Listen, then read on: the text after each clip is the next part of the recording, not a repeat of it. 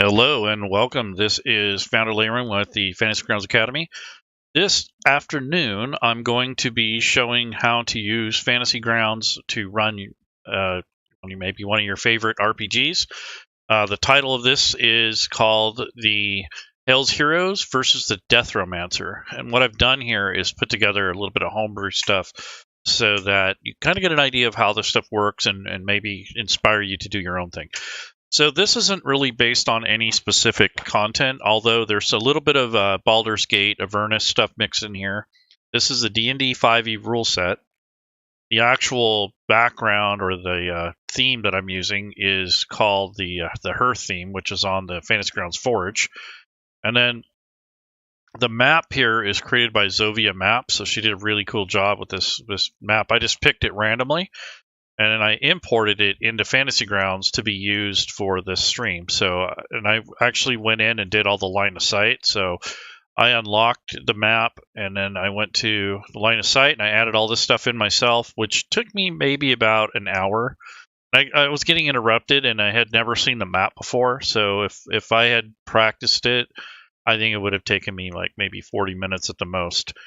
And then the other prep that I've done is I've created some encounters and some characters. So the characters, there's 3 of them here. We have Erebus the Deceiver. He is a bard. He's 3rd level. He's a tiefling that's dedicated, or that's his patron is Zariel, so he's related to that particular devil. And then his sister is Fatalia Flamethrower, or Flame Tamer. She's a 4th level warlock, and she's also, her patron is Zariel. And then her boyfriend, or her consort, is Damien Hellseeker. And he's actually a Cambion. He's a half devil, half mortal. So he's a little different, but he's basically along for the ride. He's also a 5th level fighter. So that's the trio of adventurers. I made all these from scratch. I used Fantasy Grounds to put them together. I used a bunch of different content. I had the Player's Handbook and some the Avernus book and a couple other third-party things. So in my library, I have all these different things that I use to create the characters. So if you want to do something similar, you got to have content. So just want to let you know. The other thing is, a lot of this is homebrew, so I kind of had to put this together myself. I didn't have a script or anything to go off a module or anything. The other thing I've done is I've created the encounters. Like I have some skeletons that pop up in here. I have some kind of interactive things here on the map where there's mist that shows up in here, and it's kind of a cool thing. So right now you're seeing the entire map without any effects or anything on it. So one of the things that you have to do with Fantasy Grounds when you get started like this and you got everything laid out and put where you want it, I make myself a little run list so that it's easier for me to find stuff and I'm not digging around for it. And so I was able to pop up all these windows really fast. So once you place your windows in a certain area, they'll pop up there. And that's one thing that helps you try to remember. After that, after I got everything set up, I took the characters and I dragged them onto the onto the map. So here's Damien, there's Erebus, and then Fatalia. I'm going to put her on here so we can pull her over. So there we go. So that's the adventuring party. So Erebus and Fatalia are brother and sister, and Damien is her boyfriend or her friend or something like that. So that's basically their little trio here. They're sent to this ancient ruin to investigate some kind of mysterious events that's been coming out of this set of ruins. So they've made their way down to this main dungeon. This is kind of a nasty little thing here. It's a dungeon, but it's basically like a necromancer's lair. The Deathromancer is kind of a wimpy little dude that basically is afraid to die. And he's had some trauma that has happened over the years, and he's kind of slowly become corrupt. He actually taught himself quite a bit of magic. He's looking into the secrets of the undying. He wants to live for a long time, or at least do some things that are kind of questionable as far as mortality goes. He also lost his girlfriend, so or his lover, so he's really upset that she died so young. So that's another motive.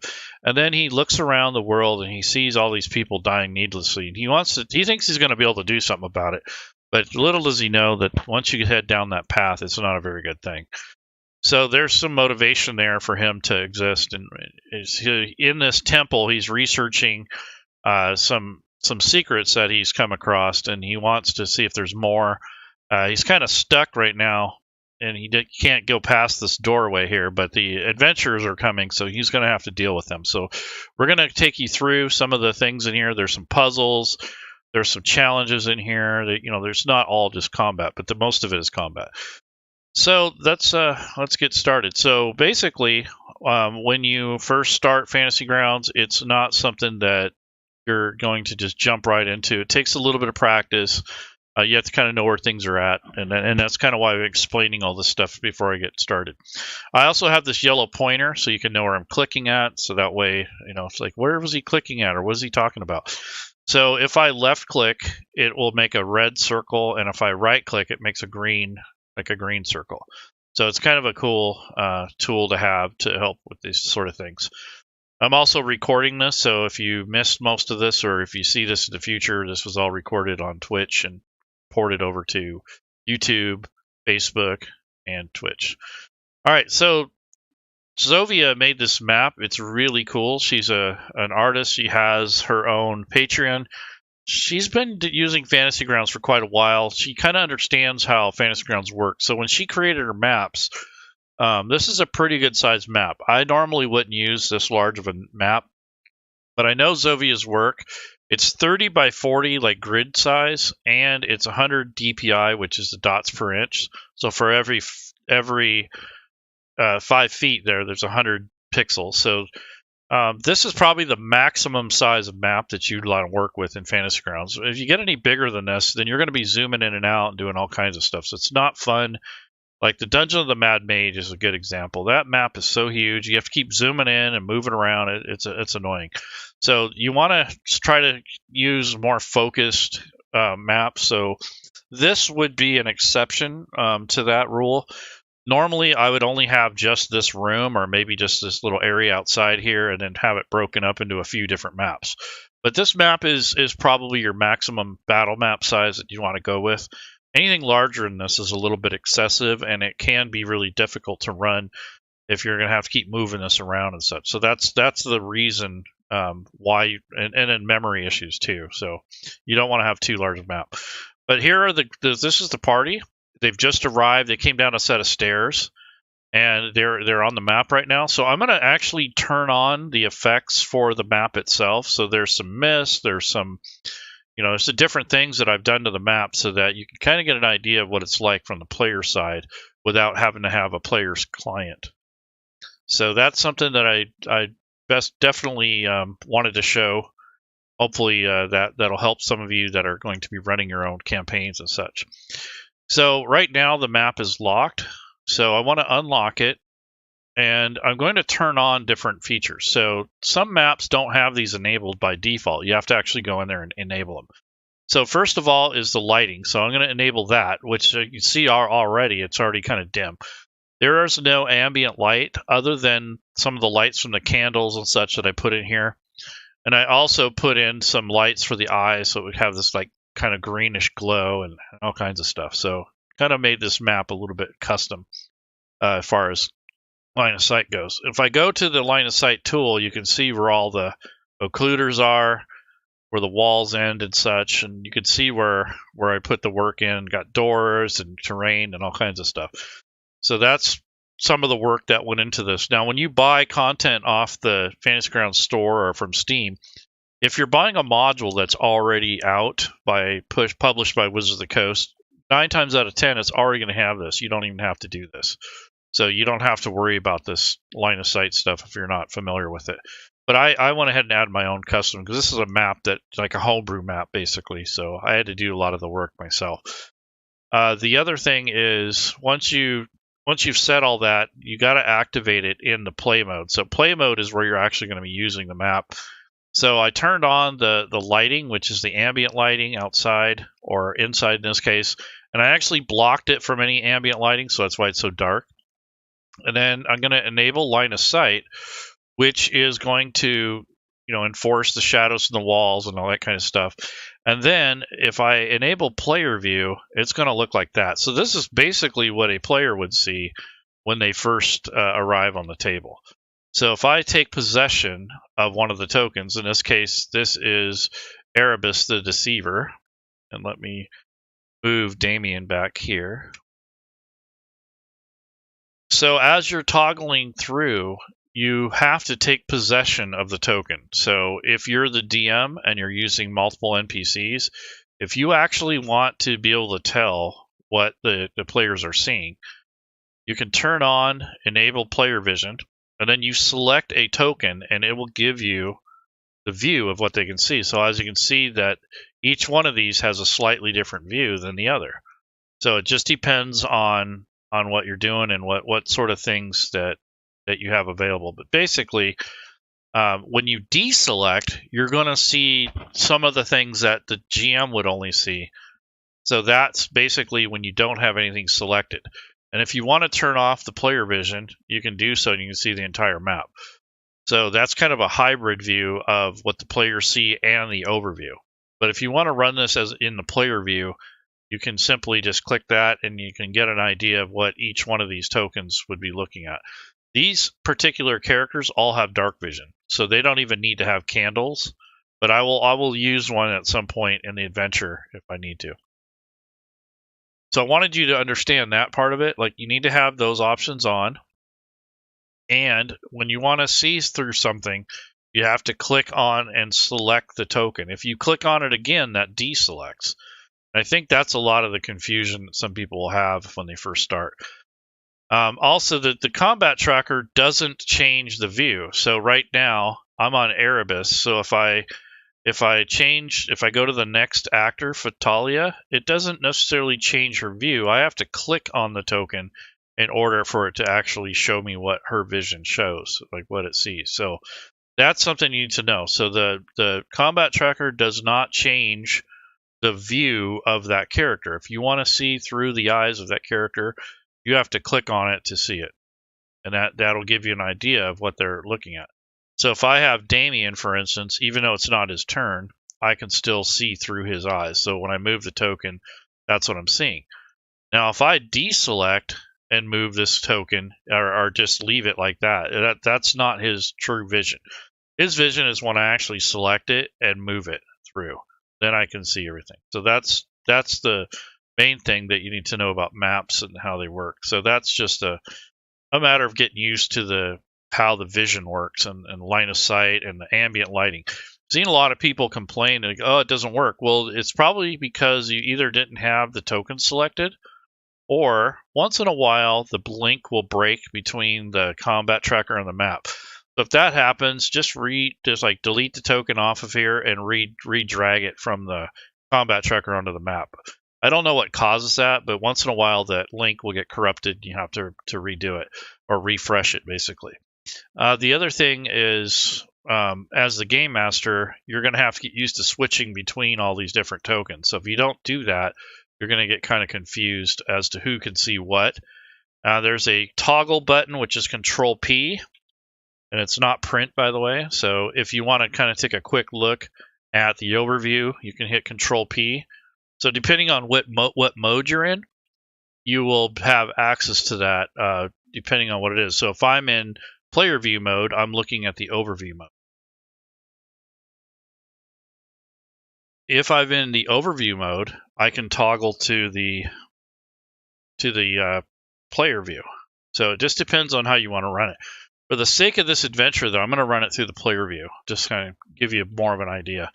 But this is the map, and this is the areas that they're going to explore. So I have pre-set up some encounters already. So I have, up here, I have 3 skeletons that will come out if they get to the circle area. And then on this side, on the west side, I have 4.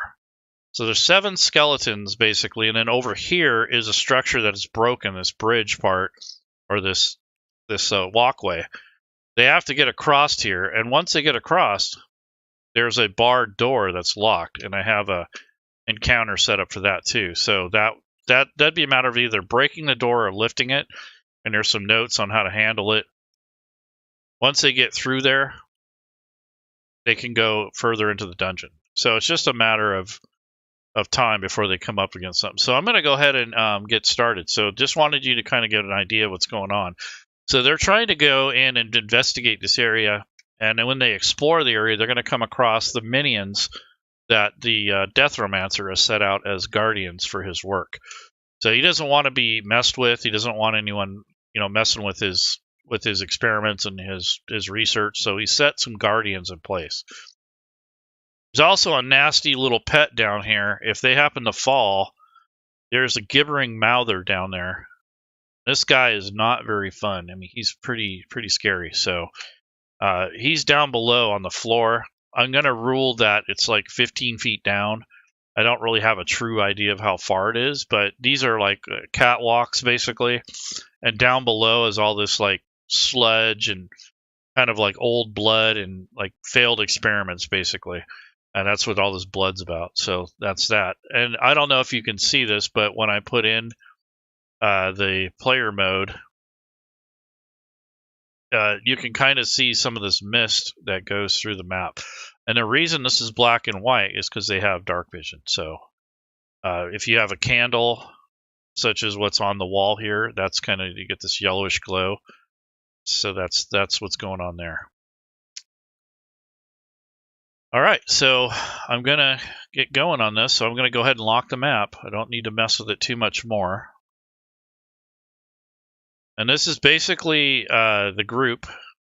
They just come down the staircase. There was a door here that can be open and closed. It's open now. I don't need to worry about that. But when they come down, I could lock it. So if I hold down the shift key and click that, first I'll close it. And then you see it takes the light out of there. So we'll say that they came through and it locked behind them. So as soon as they got down to the bottom of the stairs, the door shut and locked. So I'm going to hold down the shift key. And what that does is if you mouse over this, you can see that it's got a little lock next to it. So the players cannot interact with that door anymore. So if this one wanted to go through here, he couldn't. You'd have to unlock the door. So that's kind of cool. That's a GM thing. Yeah, or if you want him to pick the lock, anything like that. And then each one of these squares is 5 feet. So by default, Fantasy Grounds has the tokens locked. You can lock or unlock them depending on what's going on. Like if you're just role-playing and not really in battle or anything, you can unlock the tokens so the players can move about freely if you want. Some GMs don't like to have it locked because they don't want to manage the movement. But I like it for tactical reasons. And also, people tend to want to walk through areas that are clearly rough terrain by the way that the map is detailed, but they just want to plow through it. So I might tell them, well, you're going to actually only be able to move like 20 feet because of the rough terrain instead of 30. So that's that. So let's get started. So I'm going to do a little role play here, and we'll have like a little banter. But like I said, you got a brother and sister and her boyfriend, and they are basically running through here. So we have a bard, we have a warlock or a witch, and then we have a fighter. So we have a little bit of magic, a little bit of utility, and some force here. So it's not the ideal party, but I don't want to have a huge combat because that takes too long. So we might not get through all this, so we'll just have to do a part 2 if that's the case. All right, so the first thing first is right now they don't have an initiative set up. So normally when I run a campaign for myself personally, I'll have them roll initiative just so we have an order. A lot of times people will talk over each other or they don't know when their turn is. So if we have them roll their initiative right off the bat, it really helps with that. So if I click on Erebus, which is his token, it brings us up. He has his initiative roll on the front sheet. The player can also drag and drop this down to the hotkeys. But since I have to control 3 characters, I'm not going to hotkey anything. But I would hotkey the initiative down on the slots below. But in this case, I'm just going to have him roll, so he can just double click, or you can drag and drop into the chat window.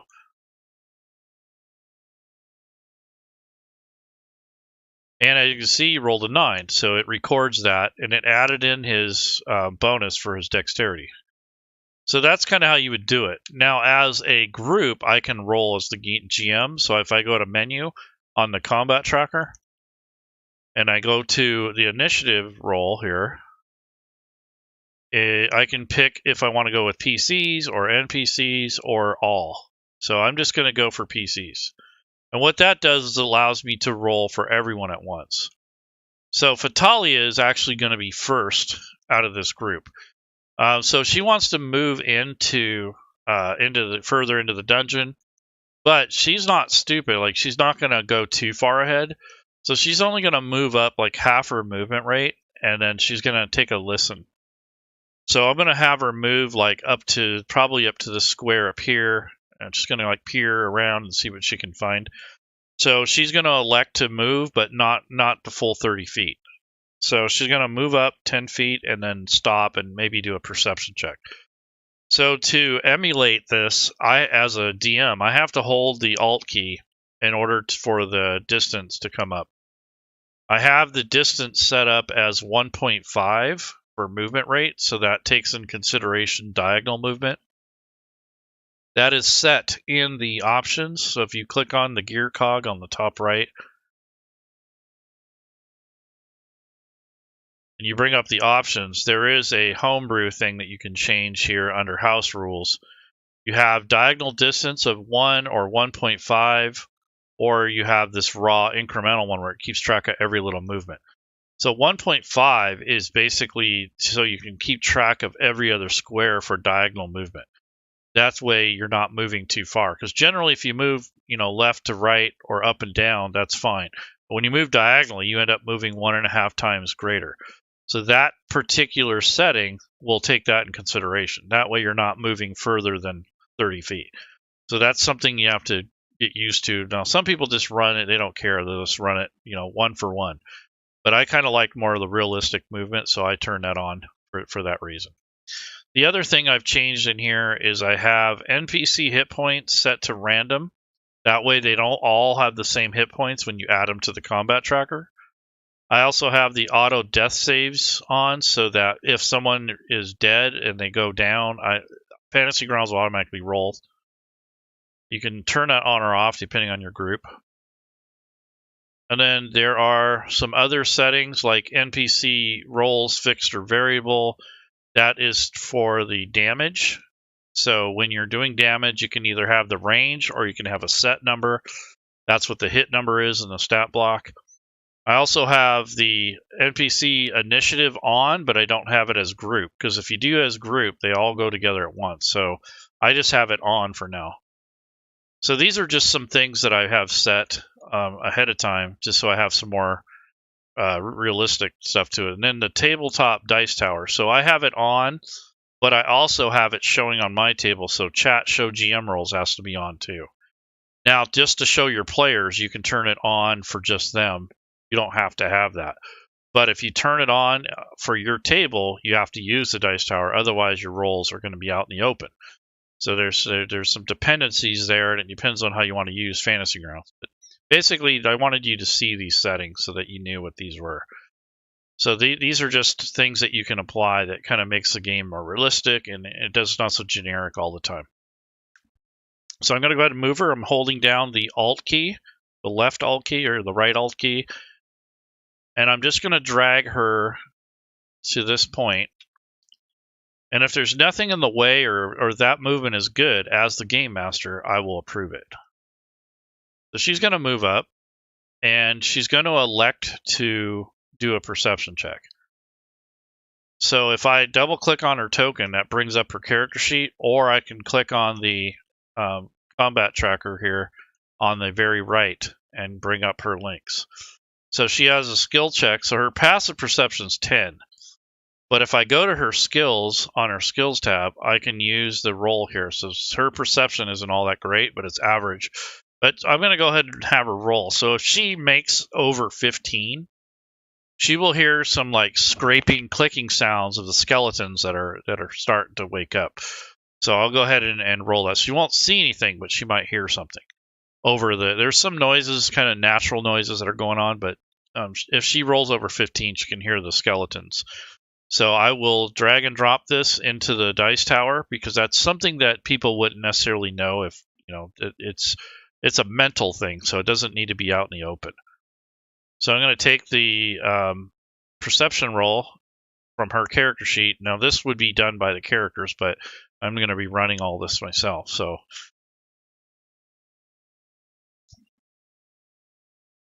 she rolled a 6, and she didn't beat 15. So what I would do with that number is I'd decide like how bad did she fail. Well, she didn't really do that great. So the way I describe that is, okay, so you move along the walkway, and you stop for a moment and take a listen. The only thing you can hear is your heartbeat and maybe some drops of water in the distance and some natural noises, but you don't really hear anything particular. And as a matter of fact, just your own footsteps are kind of getting in the way of you hearing, and the shuffling around of your companions behind you. So listening and looking around isn't revealing anything other than the fact that you have an intersection coming up that splits 4 different directions. So that's basically how I would handle that part of it. So that's her turn. I think if I look at her sheet, you go to the Actions tab, she might elect to do a spell, but being that she's a warlock, she has to be careful on what spells that she casts and that sort of thing.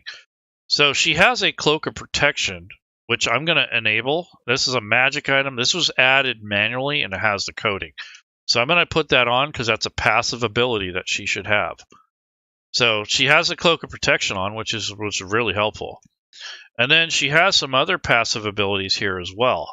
So being that she's a tiefling, and what she has Misty Step, she has Scorching Ray for spells. So she has this hellish resistance. So I'm going to add this to her, which gives her resistance to fire. So those are passive abilities that should already be on. And that's what the first step you would do with your new characters and such. So with that in mind, I think she's going to take out her quarterstaff. I don't think she needs to cast any spells right at the moment, so I think she's good. But she does have some other things that she can use to help her if she needs to. But I think for right now, she's going to pull out her quarterstaff and just stop and wait for her companions. So that's her turn. It is a little drawn out that I'm doing this, but I wanted you guys to be able to see what's going on. So that's basically how I executed that. So there's some coding that's involved with this Cloak of Protection. It basically adds +1 to your armor class and +1 to your saves. And this is a code that can be set up in Fantasy Grounds if you know how to do it, or if you buy a product that already has it. And it's ongoing, so it doesn't expire, and it stays in the combat tracker, so you know she has that on. And it doesn't change the character sheet, it just changes the math that's applied to the actual character. So that's what's going on there. So that's so you know kind of what to expect. All right, so that's her turn. So when she's done with her turn, she can hit this arrow, which in this case, mine says next actor, but her side of it would be turn complete. So now it goes to Erebus. So this is her brother. So I'm going to bring up his sheet here, and I'm going to bring him up next to her, and or at least right behind her, or maybe he'll go in front of her. Actually, might be feeling a little protective. So I'm going to move his token by holding down the Alt key.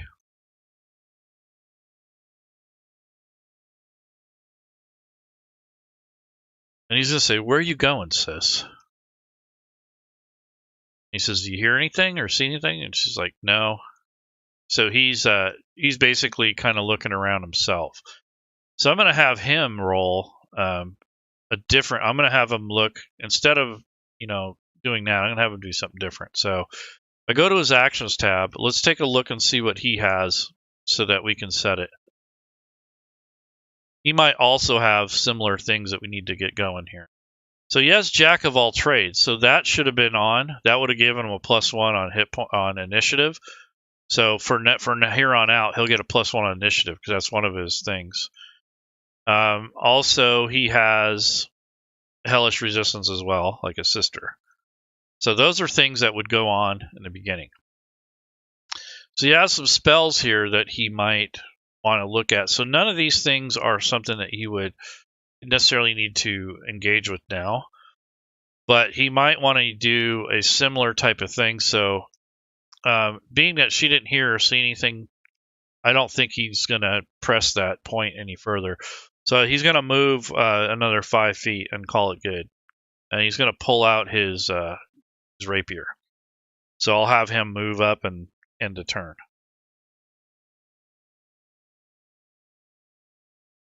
So his turn is now complete.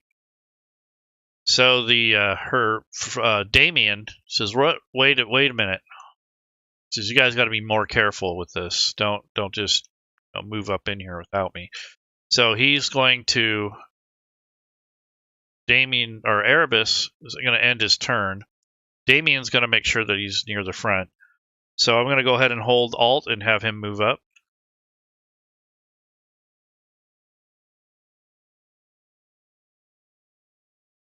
So as you can see, you can change the path of movement.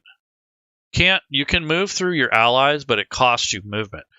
So it costs you, 10 feet if you try to go through one of your friends. So he's kind of going around. That's his maximum movement rate. And from his character sheet, he only has some throwing daggers and a morning star. So he's got his morning star sitting up over his shoulder. I believe he has a shield too. So if I go to his inventory, I can take a look and see if he has. Nope, he doesn't have a shield. So he's basically just a smasher. Basically, he has a big morning star, and then he has his throwing daggers in case. And he's wearing leather armor, so he's kind of lightly armed. But he might have some passive abilities that we want to enable. So he has Fiend Magic. He has Flight, so he can actually fly, which is interesting. So he can fly around if he needs to. His Fiend Magic, he knows the Firebolt cantrip, so that's already on his sheet. So he can use that if he needs to. He's got some languages. Let's see. What else? He's got Action Surge, Fighter, his superiority as a lunging attack and a push attack. And then he has the Ring of Evasion. So I want to put that on him right now. And that gives him the ability to evade. And then here's a spell. So these are different things. So what he's going to do is he's going to jump up or move up here, and he's going to claim that he wants to ready his Morning Star. So I'm going to click the ready action. Now this doesn't normally come with Fantasy Grounds, but it's just a note that tells you that you're readying an action. And it will expire when his turn comes around if nothing happens. So his trigger is if anything comes in melee range that's hostile, he's going to thump him with his Morning Star. So that's basically holding his turn or his main action, and we'll call that his turn. So that's basically, the first turn out of the gate. So that's something that you want to get used to going through these steps. So now I'm going to go ahead and click the pass your turn or end turn. Now it goes to Fatalia. So she just pretty much stays there. She switches to her crossbow bolts, or her crossbow, because she doesn't want to engage anyone with melee. What she's looking through her spells, and she's considering what she might want to use. So she's got Hex, Witch Bolt, she's got Hellish Rebuke, Misty Step, Scorching Ray. She's got a Resistance. She also has a one-time Searing Smite.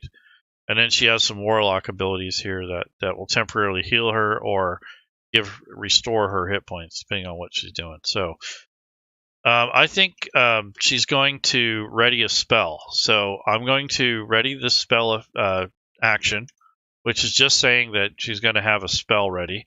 And she's going to ready the Agonizing Blast. So if anyone comes close enough to her or within view, she will blast them. So they're already kind of getting itchy and nervous about what's going on. So Erebus is going to move into this area. So once he does that, I have set up in my own mind that if they get to this crosshatch here, where this crossing is, that basically that brings the skeletons. So he's going to move up at the intersection. So I'm going to have him move forward. So he moves to there. He looks to the south and says, "Hey, there's a gap here," and he's basically describing what he sees. And he's like, "Yeah, it's kind of hard to. There's no getting across here very easily." And Damien says, "Well, if need be, I can fly over and check it out." But he's like kind of shrugging, like, "Okay, whatever." He's kind of irritated. Him and Damien kind of argue once in a while. They don't always get along. But anyway, so Erebus is kind of kind of cocky, and he just kind of likes to think that he's the leader.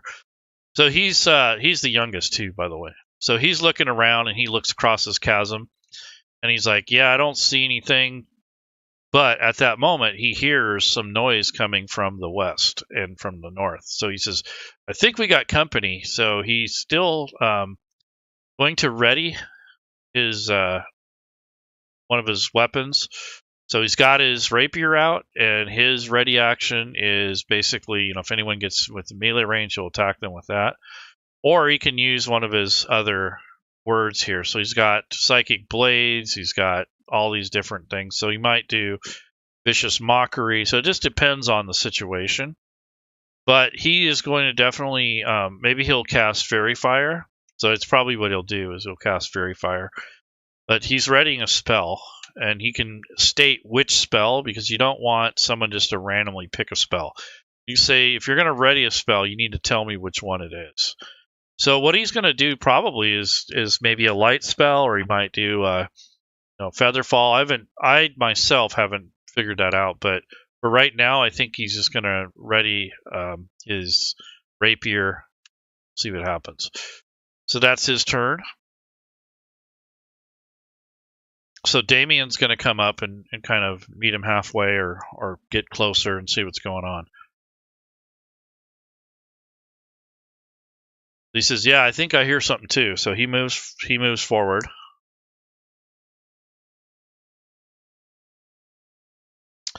And he takes a look to the north, and he says, "Yeah, I think I see something coming down this hall." So at that point, as the game master, this is the North Hall skeletons. They're already set into place. So they're already located on the map. You don't see them yet because I haven't added them in.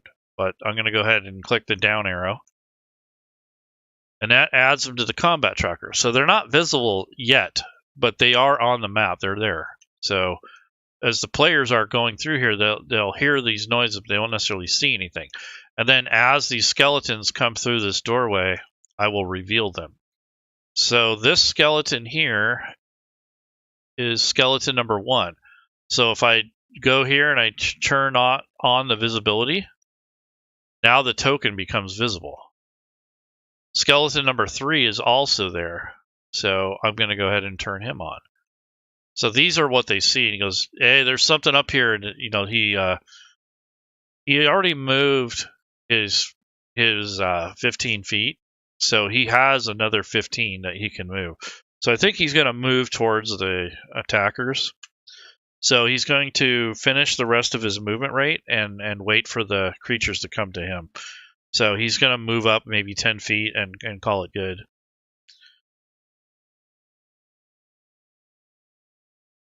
So he moved up, and he's got his action, and he's going to ready his Morning Star. So I want to get that, and I'm going to click on the ready action. So he's readying his Morning Star just in case. So that's his turn. So now when I reshuffle this, or go to the end of the round, now the skeletons are going to come out. So I have another wave of skeletons that are going to come out the next round. They're first this group up here, and then the next round, this other group's going to come out of this way. So I kind of have it staggered, so you don't have too much stuff going on at the same time. It's important in Fantasy Grounds that you don't have the Fantasy Grounds combat tracker overloaded with stuff.